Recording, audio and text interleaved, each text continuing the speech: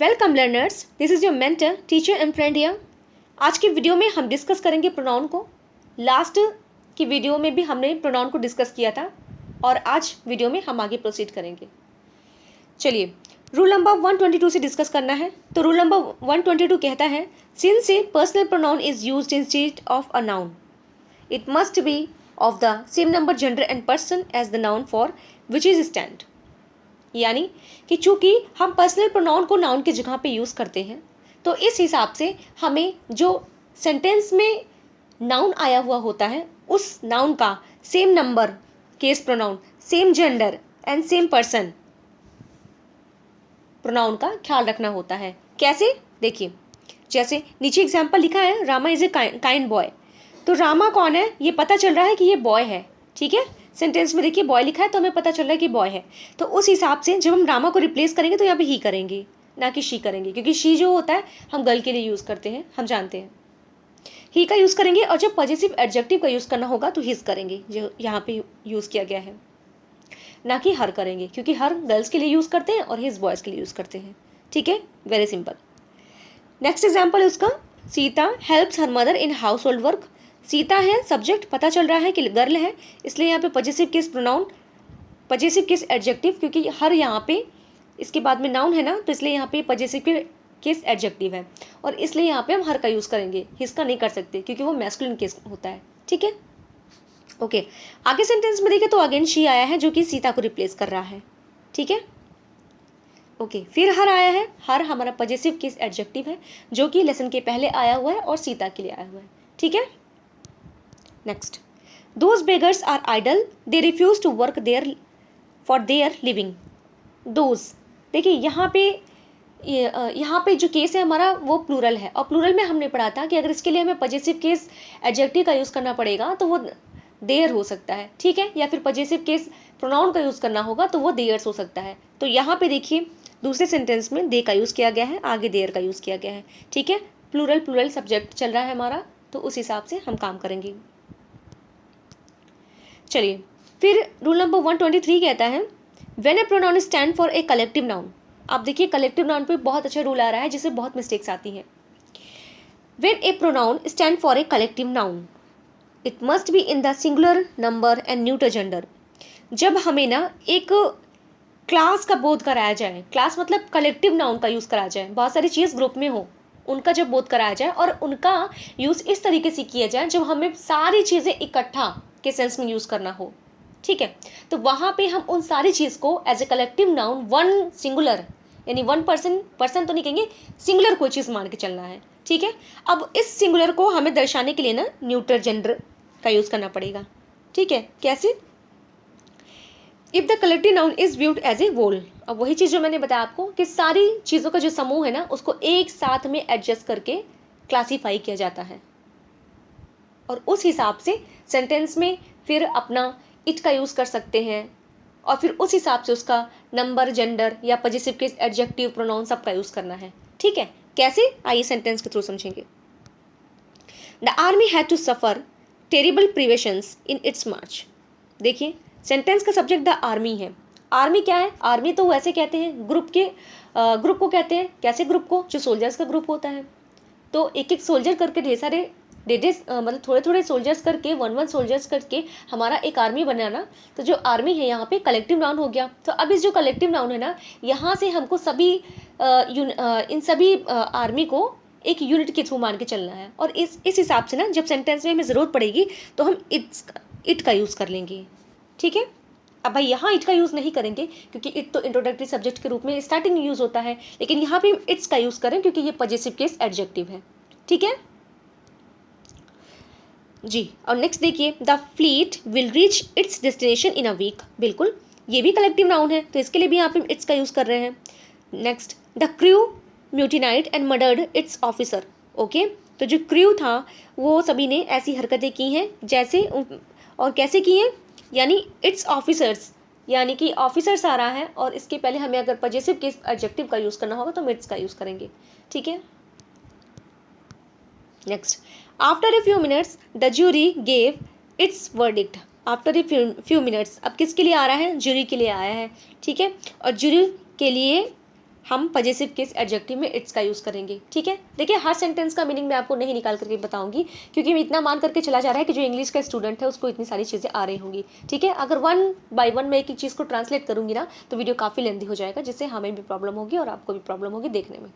ठीक है, इंग्लिश के एस्पिरेंट है तो इतना हमें आना ही पड़ेगा।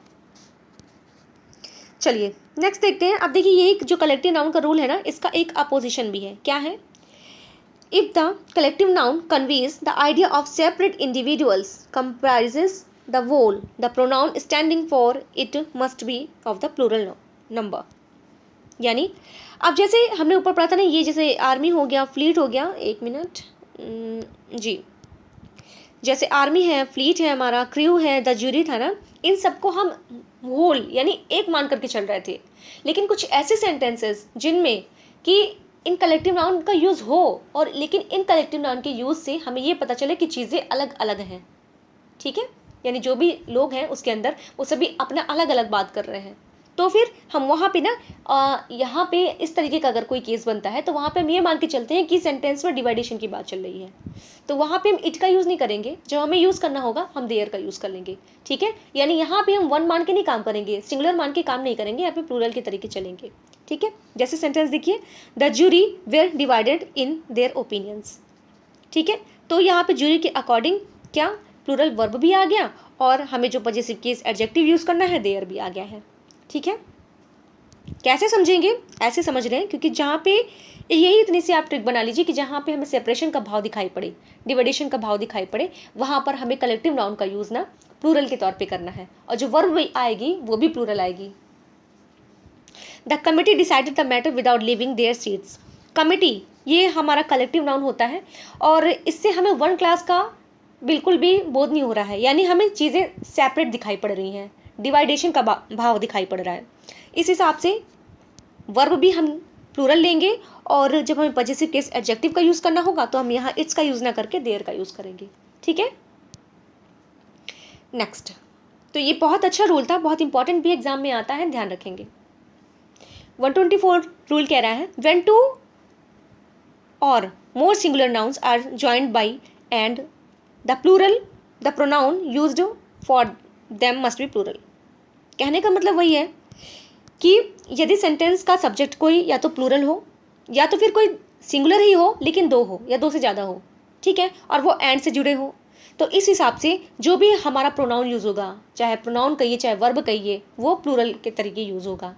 ठीक है, कैसे? जैसे Rama and Hari work hard, तो रामा और हरी 2 पर्सन्स हो गए हैं, तो इस हिसाब से यहाँ पहली बात तो वर्ब प्लूरल है। इस पर मैं मेंशन नहीं कर रही हूँ क्योंकि ये चीज़ें हम शुरू से ही पढ़ते हैं, जानते भी हैं, क्योंकि चैप्टर हमारा प्रोनाउन है, इसलिए मैं प्रोनाउन के बारे में ही डिस्कशन कर रही हूँ। They are praised by their teacher, तो यहाँ पे पजेसिव केस एडजेक्टिव आया है। अच्छा, अब ये नहीं कहेंगे आप कि एडजेक्टिव का हम यूज़ कैसे क्यों कर रहे हैं, क्योंकि हम केस को भी डिस्कस करते हुए चल रहे हैं, चूँकि हमने प्रोनाउन में डिस्कस किया था। ओके, नेक्स्ट एक और इम्पॉर्टेंट रूल आ गया, both Sita and Savitri are tired. 2 subject हो गए, दे हैव गॉन होम, तो दे का यूज़ करेंगे। ठीक है, next, but when 2 singular nouns joined by and refer to the same person or thing, the pronoun used must of course be singular. अब देखिए, अब ये एक आर्टिकल का भी छोटा सा रूल आ गया कि जब आर्टिकल लगा हो 2 नाउन्स के सामने, और वो 2 नाउन एक ही व्यक्ति के लिए आया हो, यानी जैसे लिखा है the secretary and the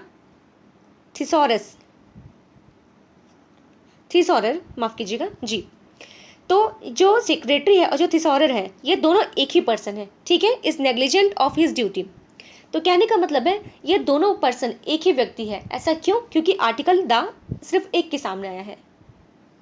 okay, अगर ये दोनों अलग अलग व्यक्तियों के सामने आते, अलग अलग व्यक्तियों का मतलब कि इसके पहले भी आर्टिकल दा होता और इसके पहले भी दा होता, तो वहाँ पे ये पता चलता कि ये एक पर्सन नहीं हो सकता, ये 2 पर्सन हो सकते हैं।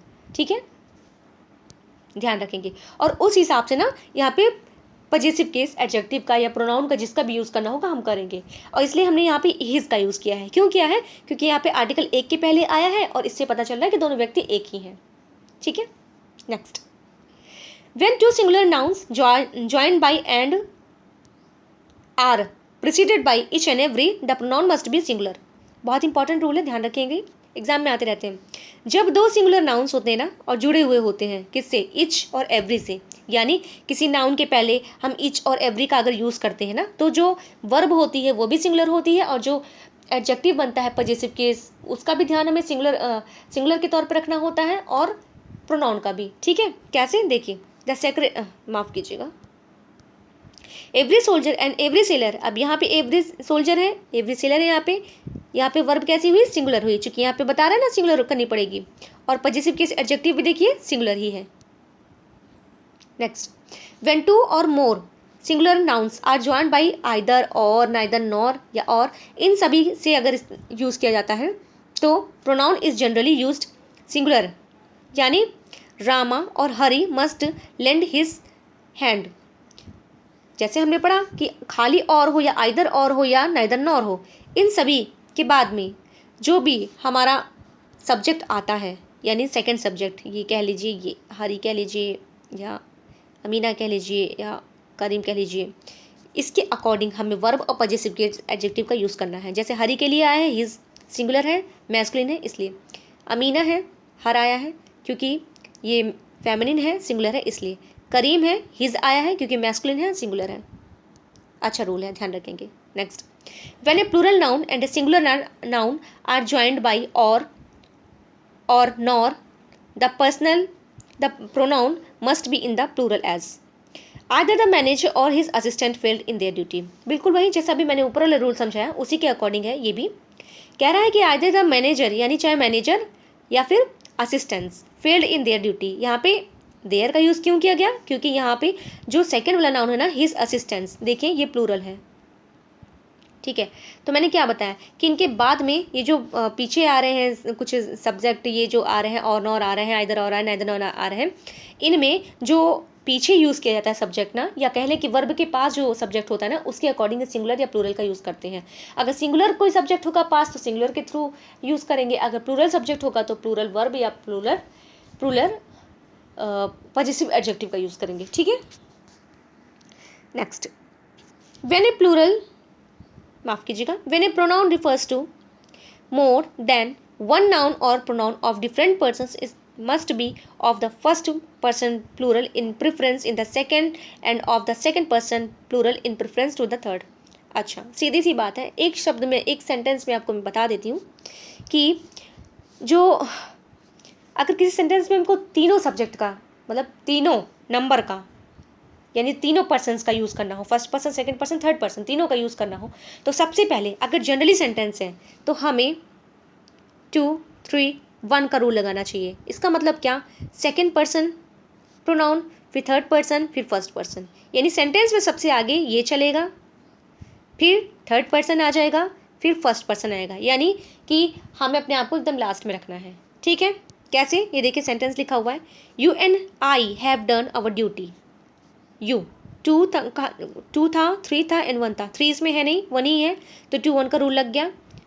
उसके बाद में अब चूँकि डबल सब्जेक्ट हो गए तो वर्ब भी डबल चलेगी, हालांकि यहाँ पे प्रेजेंट परफेक्ट है। फिर यहाँ पे अवर का यूज़ किया जाएगा, कैसे, यानी कि फर्स्ट पर्सन प्रोनाउन अगर सब्जेक्ट में के तौर पे है तो जो पजेसिव एडजेक्टिव आएगी वो भी फर्स्ट पर्सन लेगी, अगर सेकंड पर्सन है, थर्ड पर्सन है तो उसके अकॉर्डिंग लेगी। ठीक है, सेकंड देखिए, you and Hari have idled away your time. ठीक है, तो जो सेकंड सेंटेंस है इसमें आई तो है नहीं, आई मतलब कि फर्स्ट पर्सन नहीं है, सेकंड पर्सन है, इसलिए यहाँ पे सेकंड पर्सन के अकॉर्डिंग हम इसका यूज़ कर रहे हैं, किसका, योर का। कंफ्यूज नहीं होना है, बहुत ईजी है, बहुत ही ईजी है। चलिए अब नेक्स्ट देखिए, good manners require that we should say you and I, not I and you. बिल्कुल हमें कहना चाहिए यू एंड आई, ना कि आई एंड यू। ठीक है, you and he, not he and you. बिल्कुल, ये कुल मिला के वही चीज़ है जो मैंने ये बोला, यही चीज़ है। ठीक है, ये यही चीज़ है, आप इतना याद रख लें, 2, 3, 1, तो उसी के हिसाब से हम हर जगह पे यूज़ करेंगे। बाकी चीज़ें आप चाहे तो पॉज करके पढ़ सकते हैं। Hari and I, not I and Hari, he and I, not I and he, you and I must work together, you and, अब देखिए यहाँ से हम पढ़ सकते हैं, you and I must work together, you and he must mend your ways, Hari and I are old school friends, he and I can never pull on together।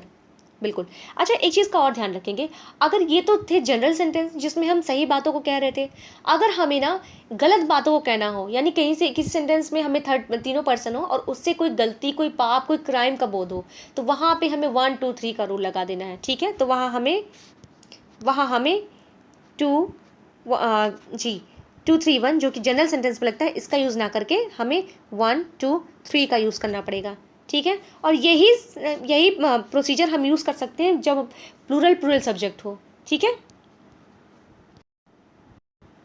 Okay, next अब rule number 130 कहता है each of the personal pronouns I, he, she, we, they has a different form for the accusative case, namely me, him, her, us, them. It is a common mistake to use I for me when the pronoun is connected by a conjunction and or with some other word in the accusative case. अब देखिए क्या कह रहा है कि ये जितने भी केस होते हैं ना, I, we, you, they, different form होते हैं, ये एक्यूजिटिव केस में इनका फॉर्म ये होता है, ठीक है, क्योंकि ये सब तो इनके सब्जेक्टिव केस हैं। हमने पढ़ा था परसों वीडियो में, जब हम पढ़ रहे थे इसका चार्ट पढ़ रहे थे ना, तब हमने पढ़ा था इसको, ठीक है। तो अब देखिए हमें इन चीज़ों का ध्यान रखना पड़ेगा कि कहाँ पे हम सब्जेक्टिव केस करें, कहाँ पे हम ऑब्जेक्टिव केस करें, ठीक है। तो ये ध्यान रखेंगे कि जब भी ना कोई सेंटेंस हमें इस तरीके से यूज़ करना हो, जैसे इसको पढ़ के देखते हैं, चलिए। The presents are for you and me, जब ये एक्यूजेटिव केस में यूज़ होंगे तो एक्यूजेटिव केस प्रोनाउन का यूज़ करना पड़ेगा।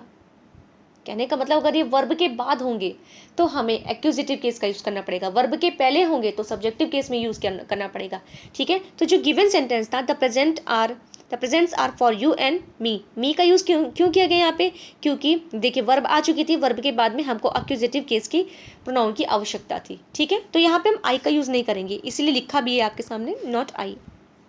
Next, my uncle asked my brother and me to dinner. अब देखिए आस्क्ड है, आज के बाद में हमको ऑब्जेक्टिव किस प्रोनाउन की आवश्यकता है, यानी ब्रदर तो आ गया, चूंकि नाउन चेंज नहीं होता, चेंज होता है प्रोनाउन का ही केस होता है, नॉमिनेटिव या एक्यूजेटिव। तो वही कह रहे हैं यहाँ पे मी का यूज़ करेंगे, ना कि आई का, ठीक है, बिल्कुल।